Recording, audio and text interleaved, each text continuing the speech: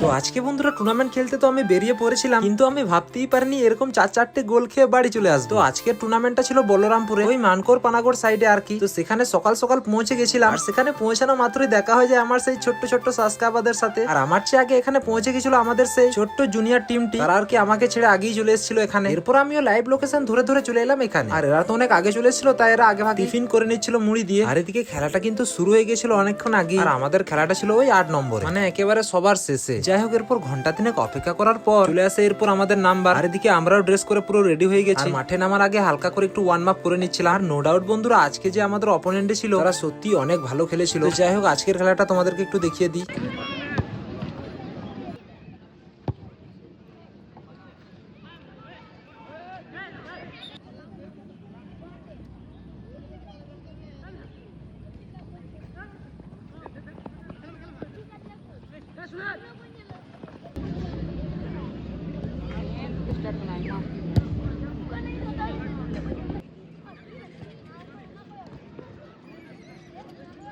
তো বন্ধুরা, খেলা তো তোমরা দেখলে, আর খেলার রেজাল্টটা তোমাদেরকে আমি প্রথমেই বলে দিয়েছি। প্রথম গ্রাউন্ডেই 4টে গোল খেয়ে নি। যাই হোক বন্ধুরা, মাঝে মধ্যে খেতেও হয়। এরপর আমরা আর সেখানে বেশিক্ষণ না থেকে, বেশি চিন্তা ভাবনা না করে চলে আসি সোজা বাড়ি।